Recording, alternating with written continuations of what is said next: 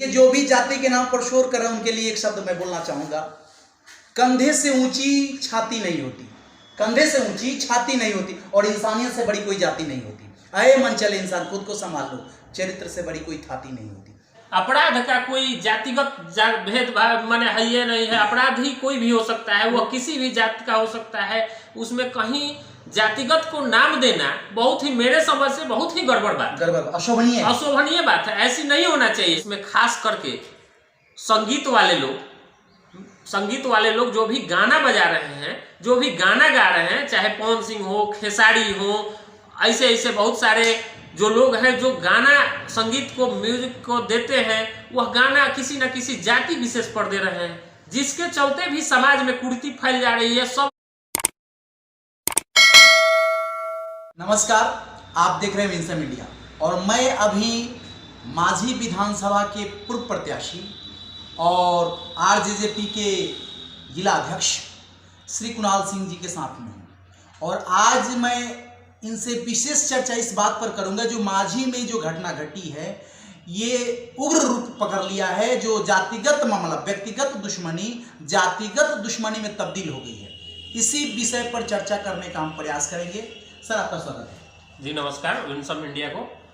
मैं यह जो घटना हुई है निश्चित रूप से कहीं ना कहीं बदले की भावना से प्रेषित है, और बदले की भावना से ही यह घटना घटी है। जहां तक मेरी समझ में आ रही है कि कहीं ना कहीं पूर्व में विवाद के चलते कहीं ना कहीं उस विवाद का कनेक्शन इस घटना से जरूर अपने आप में मैच करता है, जिसके चलते यह घटना घटित हुई। अच्छा सर, ये बात बताइए, तुरंत मोबाइल को साइलेंट कर लीजिए। ये बात बताइए सर कि मतलब किसी की व्यक्तिगत दुश्मनी हो सकती है, एक दूसरे से व्यक्तिगत दुश्मनी हो सकती है, परंतु व्यक्तिगत दुश्मनी को आज जातिगत दुश्मनी में बदल करके छपरा जिला को कलंकित किया जा रहा है कि ये कहां तक सही है?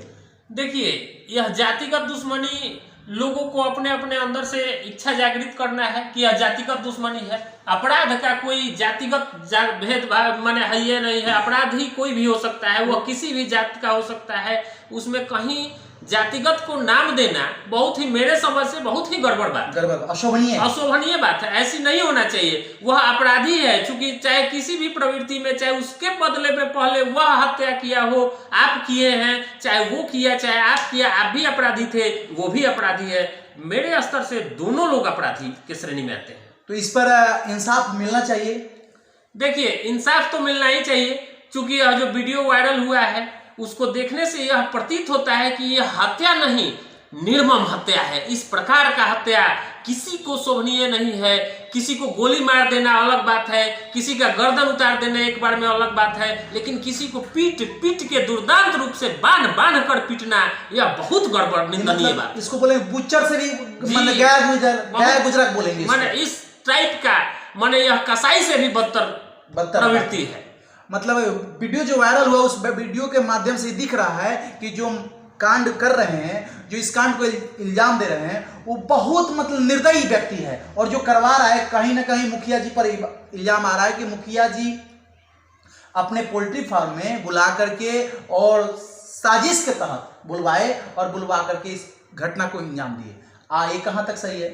जी, ऐसा प्रतीत होता है, हमको भी लगता है, और प्रशासन की भी संलिप्तता इसमें जग जाहिर होती है। क्योंकि प्रशासन को देखने में आया कि बहुत देर तक इन लोगों के जिनके तरफ पिटाई हुआ उनसे एफआईआर नहीं हो रहा था, उनका एफआईआर लॉज हो गया था पूर्व में ही। यह पूर्व सुनियोजित व्यवस्था के अंतर्गत कहीं ना कहीं मेन थाना प्रभारी को हट जाना और दूसरे के जिम्मे थाना सौंप कर चले जाना, वो भी माने एक जाति विशेष से आना, यह कहीं ना कहीं मिली भगत तो इसमें महसूस होती है। और निश्चित रूप से इसमें मिली भगत है ही, यह कहीं दूर आए नहीं है। भले ही इसको रंग रूप जिस रूप में दे दिया जाए, जातिगत दे दिया जाए, मुखिया से जोड़ दिया जाए या फिर गांव से जोड़ दिया जाए, लेकिन कहीं ना कहीं इसमें प्रशासन की भूमिका, मिली भगत की भूमिका हमको महसूस हो रही है, जिस वजह से ऐसी घटना हुई। और निश्चित रूप से प्रशासन के द्वारा यह बचाने का भी उपयोग किया जा रहा था कि यह घटना फायर के उपरांत हुआ, जबकि ऐसी कोई बात हमको नहीं महसूस हो रहा है। उनको लग रहा है 4 आदमी एक मोटरसाइकिल पे कहीं या तो गया होगा खेत पटौनी, या फिर कहीं से आकर के उनको पकड़ के,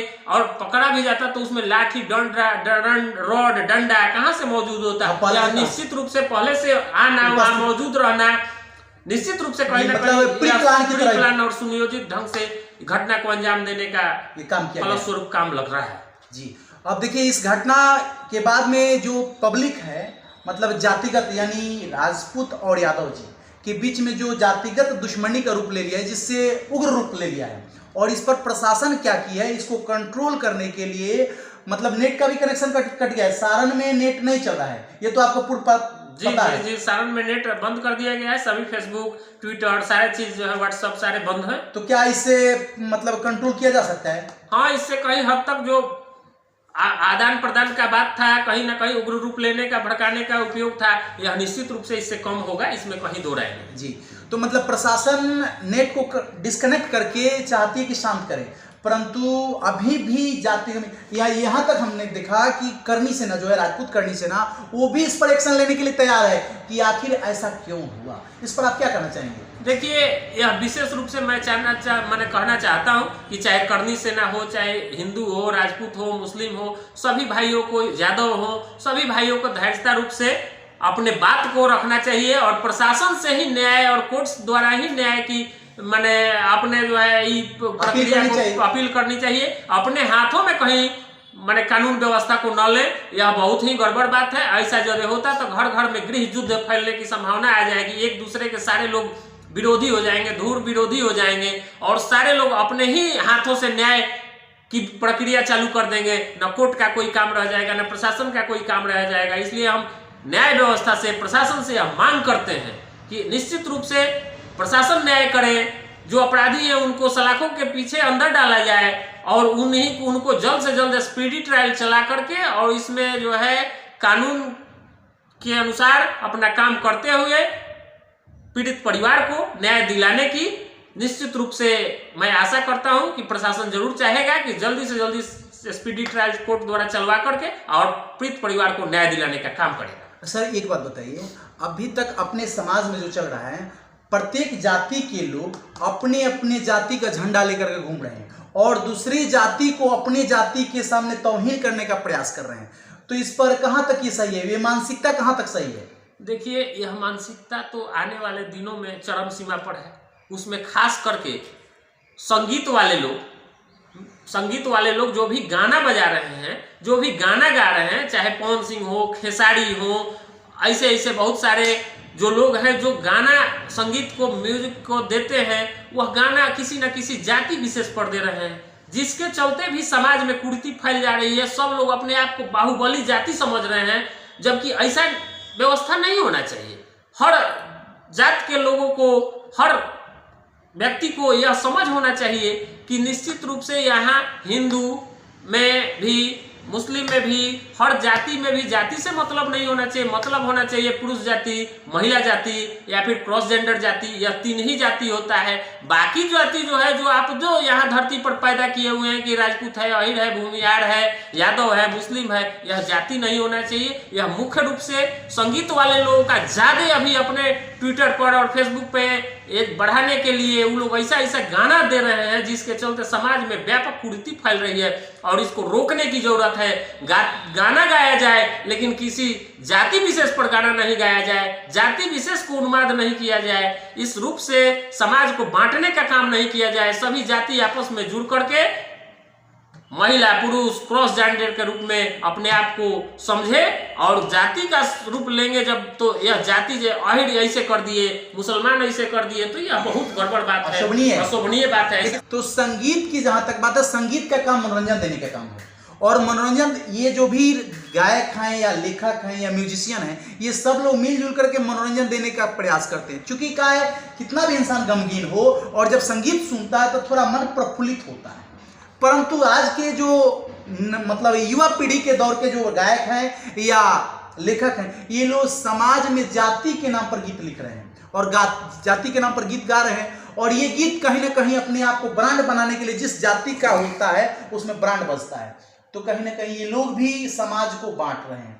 इस पर आप क्या कहेंगे? इन लोगों को कैसा काम करना चाहिए? निश्चित रूप से ये लोग समाज को बांटने का काम कर रहे हैं। इन लोगों को हर हाल में यह मानसिकता रखना चाहिए कि समाज में सभी वर्ग के लोग हैं, सभी जात के लोग हैं, सभी धर्म के लोग हैं, किसी को भी दूसरे पे आक्षेप डाल के, किसी को नीचा दिखा के, किसी को ऊपर करके, अपने आप को बाहुबली बन के, अपने आप के समाज में जो है मेरा जात ऊंचा है, इस तरह का कहीं नहीं होना चाहिए। इस दुष्प्रचार से आदमी का मनोबल बढ़ता भी है और गिरता भी है, दोनों रूप में कायम रहता है। हम चाहेंगे कि निश्चित रूप से गायकी जो गायक कर रहे हैं या लिखने वाले हैं, वो दूसरे रूप में, पहले भी गीत गाया जाता था, पहले भी गीत संगीत के कार्यक्रम होते थे, गीत बहुत सारे बजते थे, लेकिन इस प्रकार का कहीं संगीत नहीं बजता था। अभी तो बहुत फूहड़ और भयावह रूप में जो घर में हम लोग सुन भी नहीं सकते हैं, इस प्रकार के गीत गाए जा रहे हैं। पता नहीं लोगों को क्या मानसिकता चला है, ऐसे ही लोग गा करके अपना टीआरपी बढ़ा रहे हैं। यह बहुत अशोभनीय बात है। इससे लोग बैक आए और दुनियादारी पर, समाज पर जो है अच्छा प्रवेश कराने वाले गीत, बांधने वाले गीत गाएं।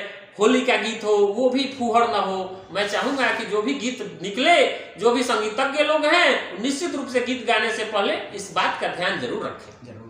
क्योंकि क्या है, देखिए जो भी संगीतज्ञ किसी भी जाति की बात हो, देखिए खास करके आप राजनीति से हैं तो मैं ये कहना चाहूंगा, आप बुरा ना मानिएगा, और बुरा भी मानिएगा तो सच्चाई है। सच्चाई है कि जहां तक जाति की बंटवारा की बात है, खास करके पहले राजनीति में होता था। राजनीति वाले लोग अपनी अपनी जाति का एक अपने को बोलते थे मैं इस जाति का ब्रांड नेता हूं, और जो जनता थी मान लेती थी कि हमारे जाति का ये नेता है और उसी को चुनती थी। परंतु अब ब्यास लोग भी अपनी अपनी जाति का मतलब होर किए हुए हैं। अभी देखिए पवन सिंह राजपूत समुदाय से शोर कर रहे हैं, और इधर खेसारी लाल यादव समुदाय से, और दोनों आकर के लाइव आकर के अपने आप को बताते हैं कि हमारे साथ ऐसा दुर्व्यवहार किया जाता है फलाने समुदाय से। और उनके जो भक्तगण हैं वो शोर करते हैं ना ना हमारे लिए वो ब्रांड है, और दोनों लोग भक्त लोग आपस में लड़ जाते हैं। और फिर वो खेसारी लाल जी हो या पवन सिंह जी हो, दोनों आदमी मिलजुल करके एक साथ में काम करते हैं। ये सच्चाई है सर। जी सर, यह बिल्कुल सच्चाई है। वो लोग कहीं ना कहीं अपने आप में आपस में मिले जुले हैं, और बाहरी लोगों को टीआरपी बढ़ाने के लिए, अपना संगीत फैलाने के लिए, लोगों में भेदभाव जोड़ करके अपना भीड़ भाड़ बढ़ाने के लिए ऐसा लगता है कि हम जो गाए हैं वो उनका बदला में उगाया है, उसके बदले में हम गाए हैं, ऐसा महसूस करा के लोगों को अपने टीआरपी बढ़ाने के लिए ऐसा काम कर रहे हैं, जो कि कहीं से शोभनीय नहीं है। बहुत ही गड़बड़ बात है, ऐसा होना नहीं चाहिए। गीत है, संगीत है, इसको जो है अलग रूप से लोग ले चले और मनोरंजन के लिए ले चले, न कि टीआरपी बढ़ाने के लिए ले चले, न कि लोगों में भेदभाव बढ़ाने के लिए ले चले। ऐसा करना कतई शोभनीय नहीं। जब भी उनका गीत आता है तो पहले वो लोग विवाद में उलझ जाते हैं, विवाद में उलझ करके उस गाना को हाईलाइटेड कर देते हैं। प्रचार प्रसार करने का एक जरिया हो गया, मतलब उलझन। जी बिल्कुल, ऐसा बिल्कुल हो रहा है। उलझन फैला करके अपने स्वस्थ हो जा रहे हैं, अपने पैसा कमा रहे हैं, और लोग आपस में गांव जवार अंधभक्त हो गए और लड़ रहे हैं। देखिए जो भी जाति के नाम पर शोर कर रहे हैं उनके लिए एक शब्द मैं बोलना चाहूंगा, कंधे से ऊंची छाती नहीं होती, कंधे से ऊंची छाती नहीं होती, और इंसानियत से बड़ी कोई जाति नहीं होती। अये मन चले इंसान, खुद को संभाल लो, चरित्र से बड़ी कोई थाती नहीं होती। सही बात है। इंसानियत, दुनिया में अगर जाति नाम पर कुछ चीज है तो इंसानियत। आप इंसान है, और इंसान का अगर मतलब हर नहीं समझते, इंसान की दिल की बात को नहीं समझते हैं, तो इंसानियत रह कहाँ गया। सही। तो इसी बात पर हम कहना चाहेंगे कि जो भी माजी में घटना घटी है, हो सकता है कहीं और घट जाए। ये उग्र रूप पकड़ रहा है, उत्तेजना पकड़ रहा है, इस पर आप अपने तरफ से कुछ जनता को संदेश दें ताकि प्रेम मोहब्बत बना रहे और शांति सद्भावना भी बरकरार रहे। देखिए, मैं माझी के जनता को यह अपने तरफ से संदेश देना चाहता हूं कि कोई भी जाति वर्ग समुदाय में न बंटे, सभी आपस में भाई हैं, सामाजिक भाई हैं। मैं भी चाहूँगा कि मैं भी राजनीति करता हूं तो मैं सामाजिक रूप से वहाँ जो कुछ गलत हो रहा है, किसी कार्य में कोई विघ्न है, उसको सुलझाने का काम करता हूँ। मैं किसी को कुछ मदद कराने का कार्य करता हूँ। मैं किसी जाति वर्ग और उसका जो है किसी का सराहना करना, किसी के लिए बोलना, किसी के लिए मार झगड़ा कराना, इस तरह का मैं राजनीति में कभी नहीं किया हूं, आने वाले दिनों में भी नहीं करूंगा। किसी जाति वर्ग विशेष समुदाय से मैं रहना जुड़ना नहीं चाहता हूं। मैं चाहता हूं कि समाज में जो कुरीति है, समाज में जो किसी को कमी है, किसी की जरूरत है, उसके लिए मैं क्षतिपूर्ति का करने का काम करूं, न कि व्यक्ति विशेष का करूं, न कि जाति विशेष का करूं। जो गरीब हैं, निचले हैं, गरीब गुरबे हैं, उनके लिए मैं काम करूं। दलित, शोषित, वंचित हैं, जिनका कहीं ब्लॉक में काम नहीं होता है, थाना में काम नहीं होता है, डीएम के यहाँ नहीं होता है, एसपी के यहाँ नहीं होता है, मैं उन लोगों के लिए काम करना चाहता हूं। मुख्य रूप से जिनको कोई सहारा नहीं है उनको सहारा देने का काम करता हूं। मैं कभी भी जाति और वर्ग में बांट करके किसी के लिए काम मांझी विधानसभा में आज तक नहीं किया हूं, न आने वाले दिनों में कभी करूंगा। मेरी यह प्रयास रहेगी निश्चित रूप से कि मैं सभी गरीब गुरबों का या जिस किसी का भी व्यवस्था यह शासन से प्रशासन से नहीं चलता है, कोई काम नहीं होता है, उनके कामों के लिए मैं कंधा से कंधा मिलाकर उनके साथ होकर के मैं काम करूं, न कि जाति और वर्ग के लिए काम करूं, न कि हिंदू मुसलमान के लिए करूं, ना कि अहिर राजपूत के लिए करूं। ऐसा मेरा कभी विचार नहीं रहा है। मेरा विचार बहुत ही अलग है। एक मिनट, अभी आप पूर्व में विधानसभा मांझी से लड़ चुके हैं और फिर आइंदा उम्मीद है कि आप अगली बार भी लड़ाई लड़िएगा? जी बिल्कुल, मैं लड़ाई लड़ने के लिए तैयार हूं। आने वाले 2025 के चुनाव में मैं निश्चित रूप से मांझी विधानसभा से पुनः प्रत्याशी रहूंगा। अभी जो मांझी में घटना घटी है वहां पर पीड़ित परिजन से मिलने के लिए, पीड़ित परिवार जो है उनसे मिलने के लिए आप गए कि नहीं?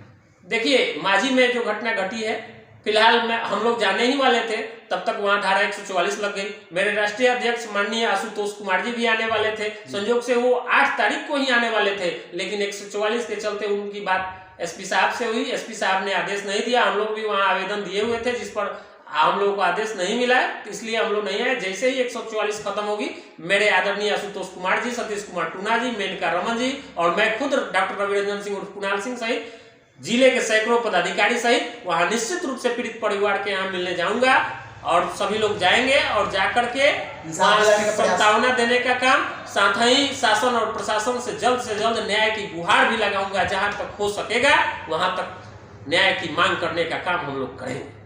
चलिए, आपसे मिलकर के बहुत खुशी हुई। ये थे मांझी विधानसभा के पूर्व प्रत्याशी और वर्तमान में भी भावी प्रत्याशी डॉक्टर कुणाल सिंह जी, और इनसे हम मांझी पर हुई घटना के बारे में चर्चा किए जो आप देख रहे थे।